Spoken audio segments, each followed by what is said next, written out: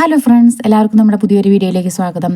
അപ്പോൾ അതാ നവമി ദശമിയൊക്കെ ആയിട്ട് കുട്ടികൾക്കൊക്കെ ലീവല്ലേ. അപ്പോൾ ഞാൻ കുറച്ച് വൈകിട്ടാണ് എണീറ്റത്. ഒരു 5:45 ആയപ്പോൾ എണീറ്റ് പിന്നെ അടിക്കലും തുടക്കലൊക്കെ കഴിഞ്ഞ് കുളിയും കഴിഞ്ഞെടുത്താൽ വന്ന് വിളക്ക് വയ്ക്കുകയാണ്. വിളക്ക് വെച്ചിട്ട് ഞാനൊരു സാമ്പ്രാണിയും കൂടി കത്തിച്ച് വെച്ചിട്ട് ഏട്ടൻ പഴനിയിൽ നിന്ന് കൊണ്ടുവന്ന നല്ല മണം ഉണ്ടായിരുന്നു. അപ്പോൾ അത് കത്തിച്ച് വെച്ചിട്ട് പിന്നെ അതാ ചന്ദനം അരച്ചിടാൻ വേണ്ടി വന്നിട്ടാണ്. ചന്ദനം അരച്ചിട്ട് ആദ്യം കുട്ടികൾക്ക് കുറച്ച് അവിടെ സൈഡിൽ എടുത്ത് വെച്ചിട്ടുണ്ട്. പിന്നെ ഞാനും എടുത്തിട്ടു കേട്ടോ. കുട്ടികൾ അരച്ചിട്ടുണ്ടെങ്കിൽ ജനലിൽ കൂടെയൊക്കെ അതിൻ്റെ വെള്ളം അങ്ങനെ ആയിട്ടുണ്ടാവും. പിന്നെ അത് ഉണങ്ങിയിട്ടുണ്ടെങ്കിൽ നമ്മുടെ ജനൽമയൊക്കെ നല്ലപോലെ പിടിച്ചിട്ട് പിന്നെ അത് തുടച്ചാലും പോവില്ല കേട്ടോ. അപ്പം ഞാൻ തന്നെ അരച്ചു വെച്ചു.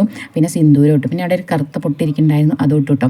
ഞാൻ എപ്പോഴും ഒരു കറുത്ത പൊട്ടാണ് ഇടയ്ക്ക് ഭയങ്കര ഇഷ്ടമാണ് കറുത്ത പൊട്ട്. പിന്നെ ആ വാതിലെ കടച്ച് നേരെ പോകണത് നമ്മുടെ അമ്പലത്തിൽ തൊഴുകാൻ വേണ്ടിയിട്ടാണ്. തറവാടിൻ്റെയും ഞങ്ങളുടെ വീടിൻ്റെ ഇടയിലായിട്ടാണ് കേട്ടോ അമ്പലം വരിക. അപ്പോൾ നമ്മൾ ബുക്കൊക്കെ പൂജയ്ക്ക് വെച്ചിട്ടുണ്ടല്ലോ. അപ്പോൾ ഞാനിത് തൊഴുകാൻ വേണ്ടി പോയതാണ്. അപ്പോൾ അവിടെ എൻ്റെ ഇളേച്ചിയൊക്കെ ഉണ്ടായിരുന്നു കേട്ടോ. പിന്നെ വിളക്ക് വയ്ക്കലൊക്കെ കഴിഞ്ഞ് അവർ പൂവർക്കൊക്കെ ആയിരുന്നു.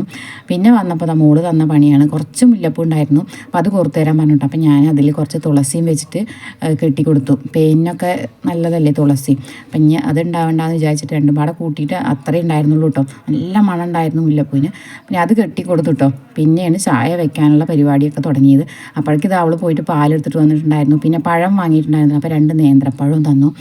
അപ്പോൾ ദാ കുട്ടികൾക്ക് പഴമായി പാലുമായി. അപ്പോൾ ഞാൻ ചായ വയ്ക്കാനുള്ള പരിപാടി നോക്കിയതാണ്. പിന്നെ ഇന്ന് ഭൂരിയാണ് ഉണ്ടാക്കുന്നത്. സ്കൂളില്ലാത്ത ദിവസമല്ലേ നമുക്ക് ഇങ്ങനത്തെയൊക്കെ ഉണ്ടാക്കാൻ പറ്റുള്ളൂ. അപ്പോൾ ഞാൻ ഭൂരിയാണ് ഉണ്ടാക്കാമെന്ന് വിചാരിച്ചത്. 2 ദിവസമായിട്ട് ഉണ്ടാക്കാമെന്ന് വിചാരിച്ചിട്ട്. അപ്പോൾ ഇന്ന് അതാണ് ഉണ്ടാക്കുന്നത്. ഞാൻ ചുടുവെള്ളം ഒഴിച്ചിട്ടാണ് മാവ് കുഴയ്ക്കാറുള്ളത്. അപ്പോൾ ഗോതമ്പ് പൊടി കുറച്ച് ചുടുവെള്ളം ഒഴിച്ചിട്ട് അങ്ങനെ നല്ല പോലെ കുഴച്ചെടുക്കണ്ടൊക്കെ ഇങ്ങനെ നല്ല സോഫ്റ്റ് ആക്കുന്നവരെ കുഴയ്ക്കണം. അപ്പോൾ ഞാനങ്ങനെ കുഴച്ചത് വെച്ചു. പിന്നെ അത് ഒരു പഴപ്പോഴേക്കും അവൻ വന്ന് കഴിച്ച് പോയിട്ടുണ്ട് കേട്ടോ. പിന്നെ പാല് തിളയ്ക്കാൻ വേണ്ടി വയ്ക്കുകയാണ്. പാൽ ഈ പാത്രത്തിൽ തിളപ്പിച്ചിട്ട് പിന്നെ വേറെ പാത്രത്തിലാണ് കേട്ടോ ചായ വയ്ക്കുക. പിന്നെ ഈ പാത്രത്തിൽ അങ്ങനെ ചൂടാറി ഫ്രിഡ്ജിൽ കയറ്റി വയ്ക്കും. പിന്നെ ഉരുളൻകിഴങ്ങ് കൊണ്ട് ഒരു ഇഷ്ടമില്ലേ, അതാണ് ഉണ്ടാക്കുന്നത്. പിന്നെ ഞാൻ ഓരോന്നായിട്ട് ചെറുതാക്കി ഇങ്ങനെ ഓരോ ബോളാക്കി വെച്ചിട്ട് പരത്തിയെടുത്തു കേട്ടോ. കുട്ടികൾ വന്നിട്ടില്ല, അല്ലെങ്കിൽ അവർ ഓരോരുത്തരും ഓരോ ബോളും കൊണ്ട് കളിക്കാൻ തുടങ്ങും. അപ്പോൾ ഞാൻ വേഗം പരത്തി വെച്ചു. പിന്നെ അതാ കറി ആയിട്ടുണ്ട് കേട്ടോ. വെറുതെ ഉരുളൻകിഴങ്ങ് പുഴുങ്ങിയിട്ട് പിന്നെ ഉള്ളിയും പച്ചമുളകും കടുക് പൊട്ടിച്ചിട്ടിട്ട് അതിലേക്ക് നമ്മൾ വെച്ചിട്ടുള്ളതും കൂടി ഇട്ടു കേട്ടോ. പിന്നെ ഞാൻ കുറച്ച് പരത്തി കഴിഞ്ഞിട്ട് എണ്ണ അടുപ്പത്ത് വെച്ചപ്പോഴാണ് കേട്ടോ ഇതിൻ്റെ അടുത്ത് പ്രസ് ചെയ്യുന്നതുണ്ടല്ലോ, അതുണ്ട് എന്നുള്ള ഓർമ്മ വന്നത്. വെറുതെ കുറേ നേരം നിന്ന് പരത്തി. ഇതാണെന്ന് വെച്ചെങ്കിൽ എളുപ്പമല്ലേ, വേഗം പരത്തി അങ്ങനെ ചുട്ടെടുക്കുക. അപ്പോൾ ഞാൻ പകുതി അതിലാണ് കേട്ടോ ചെയ്തത്. പിന്നെ വേഗം തീ കത്തിച്ചിട്ട് ചോറിനുള്ള വെള്ളം വെക്കുകയാണ്. കുറേ നേരമായി കേട്ടോ. ഞാൻ ഈ സ്കൂളില്ലാത്ത ദിവസം ഇങ്ങനെ ഓരോ പണിയെടുത്ത് നടന്നിട്ട് ചോറ് വയ്ക്കാൻ വൈകും. അപ്പം ഇനി കുട്ടികൾ കഞ്ഞി എനിക്ക് വേണമെന്ന് പറഞ്ഞാലോ എന്ന് വിചാരിച്ചിട്ടാണ് ചോറിനുള്ള തീ കത്തിച്ചിട്ട് വേഗം അരിയിട്ട് പിന്നെ ചുക്ക് വെള്ളമൊക്കെ വെച്ചിട്ട് പിന്നെ അതാ വന്നിട്ട് ഉച്ചയ്ക്കുള്ള കറിയും കൂടി നോക്കുന്നുണ്ട്. അതിൻ്റെ ഇടയിൽ ഞാൻ ഭക്ഷണം കഴിക്കുകയും കൂടിയും ചെയ്തു. പിന്നെ അതാ കറിക്ക് തേങ്ങ അരയ്ക്കാൻ നോക്കിയത് കേട്ടോ. മിക്സി നല്ലൊരു പണിയാണ്, കറങ്ങണേ ഉണ്ടായിരുന്നില്ല. പിന്നെ നോക്കുമ്പോൾ മൊത്തം താഴെ കൂടെയാണ് പോയിട്ട് അതിൻ്റെ ഉള്ളത്തെ ബ്ലേഡില്ല, അത് അരിഞ്ഞു പോകുന്നതാണ്. അപ്പം പിന്നെ അതെടുത്ത് വെച്ചിട്ട് മറ്റേ മിക്സിയിലാണ് കേട്ടോ. അതിലാണെങ്കിൽ കുറച്ചാകുകൊണ്ട് അരിഞ്ഞ് കിട്ടുകയില്ല. പിന്നെ ഇങ്ങനെയൊക്കെ അരച്ചെടുത്തു. പിന്നെ അവിടെയൊക്കെ ഒന്ന് തുടച്ച് വൃത്തിയാക്കി കോളിഫ്ലവറും കൊണ്ട് ഒരു മസാലക്കറിയും കൂടി ഉണ്ടാക്കിയിട്ടുണ്ട് കേട്ടോ. കുട്ടികൾക്ക് മസാലക്കറി ഭയങ്കര ഇഷ്ടമാണ്, പക്ഷേ എപ്പോഴും മസാല ഉണ്ടാക്കാൻ പറ്റില്ലല്ലോ.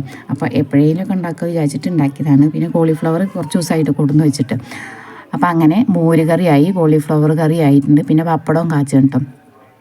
പിന്നെ അത് ആ പാത്രങ്ങൾ കയ്യോടെ എനിക്ക് കഴുകി വെച്ചു. അവിടേക്ക് ഒന്ന് തുടച്ച് വൃത്തിയാക്കി.